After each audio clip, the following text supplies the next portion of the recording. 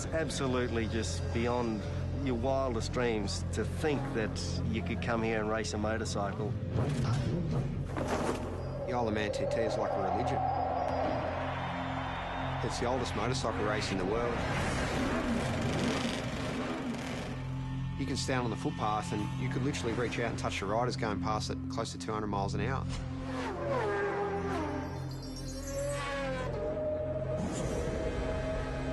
The houses are passing you so quick, sometimes it feels like you're inside a video game.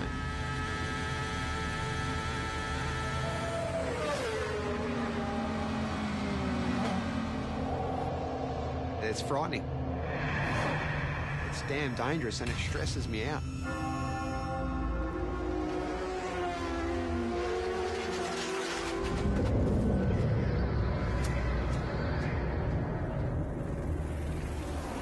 Unless I'm very much mistaken, Mark, this is the greatest motorsport event in the world.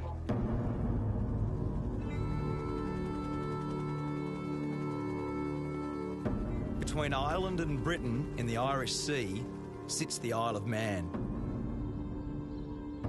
A sleepy tax haven for most of the year.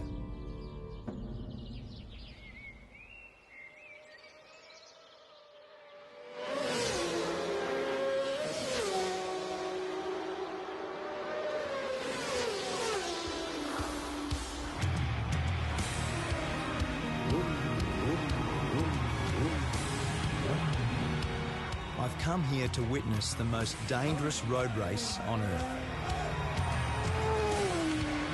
It's about 200 kilometres an hour, straight at the front here, absolute lunacy. I want to find out what drives these riders to test themselves and their machines in a brutal event called the TT, the Tourist Trophy. There's a lot to get right and a lot that can go wrong, so it is part sprint race, part endurance race, and it's a time trial, so it's so unique. Peter Brock used to say that great racetracks have got consequences. The Isle of Man TT is the ultimate road course. It's the fastest, wildest and most dangerous racetrack I've ever seen. And for the riders that compete here, there is absolutely no room for error.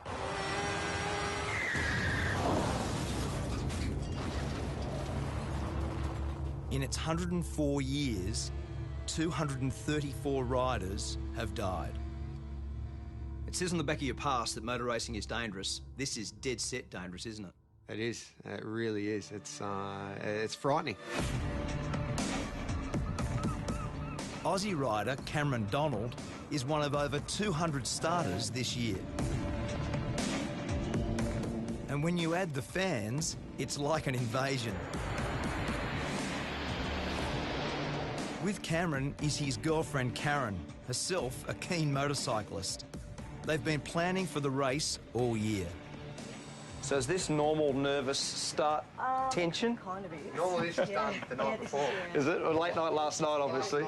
Usually we like to have this done the night before, everything, but by the time we finish, like 11 o'clock, it's just like, let's get out of here and worry about it tomorrow. So what's Karen's job in this world?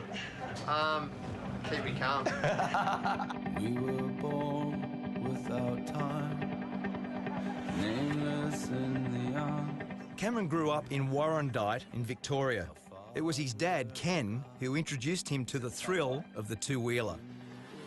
Lots of bike photos, not many other ones. It consumed a fair bit of time, didn't it? It did. It took up a lot of time.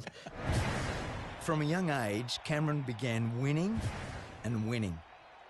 I remember Mum actually saying to me, you know, you can't, when you're going to buy or build a house, you can't live in a motorbike. I remember saying to her, yeah, Mum, you can't race a house. So I think then she just pretty much gave up. The TT is held over a fortnight. 1 week for practice, 1 week for racing, 7 races in all. And in between, the public can go flat out, no speed limit on the Island Road course.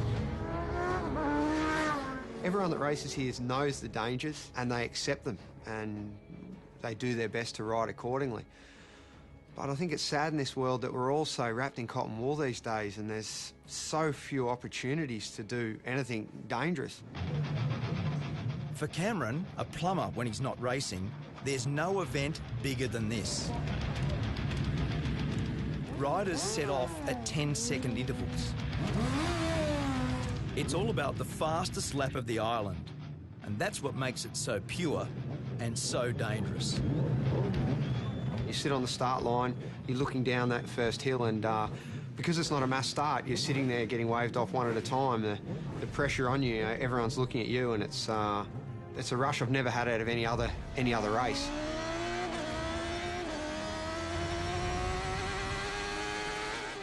There's just so few events in the world where we can do such a thing, you know, where you can close off a road and race a motorbike around it. It's such a beautiful thing.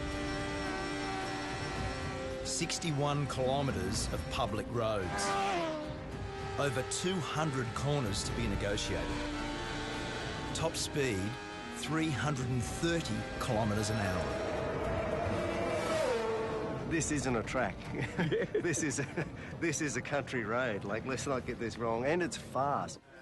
My friend and 5 times world champion Mick Doohan has come here for the first time. Sort of madness, you know. He's not racing, but on the parade lap, he got a taste of what it's like. First reaction, as soon as you saw the place, looked around, what was your first reaction? Yeah, I didn't need to come here to have that reaction. It's just, you know, as I say this, it really, you know, it is absolutely just beyond your wildest dreams to think that you could come here and race a motorcycle. The race has always had its critics, but from the start, its danger was its attraction. Back then, racing was banned in England, and the island was the only place where there were no speed limits. The TT was born. The voice of motorsport, Murray Walker. You've got a great history here, haven't you? You've been how many years?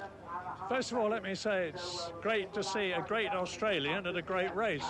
To answer your question, Mark, I first came here in 1925. I was born in 1923.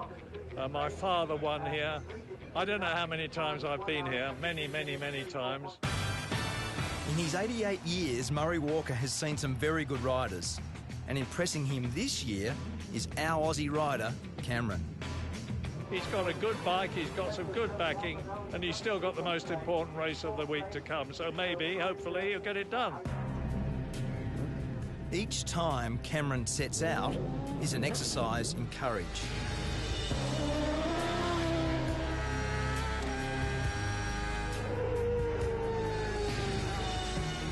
Each lap is an anxious one for Karen, who gets radio updates on his progress. I see the worry in her face before I head out for a race, and sometimes I feel a little bit guilty for putting people close to me through that stress. In the week I was there, 7 people lost their lives. 3 riders and 4 members of the public. ACU Events Limited regret to announce the death of Derek Bryan.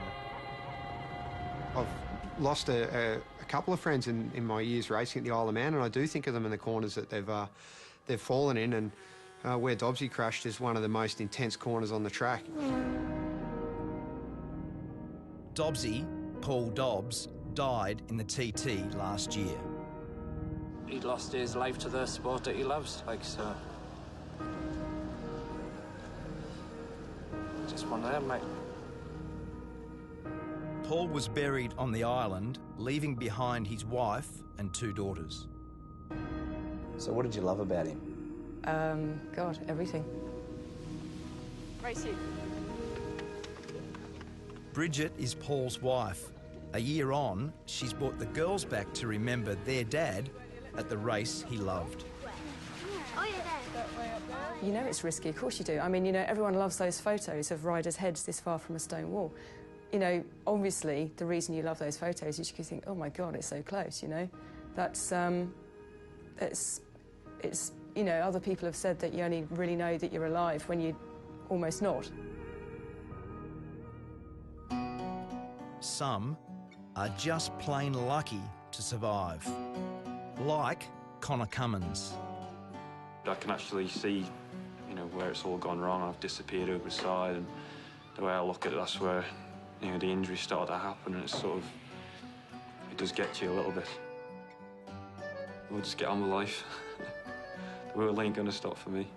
Has your opinion of the TT changed based on what's happened? No? No. Do you think it should be banned? You can't possibly ban it. I mean, I don't know if you could ban it if you tried. It's like a monster, you know. It's bigger than the rest of us. Riders don't come here for the prize money. There's hardly any. The TT is simply about the glory of being the fastest.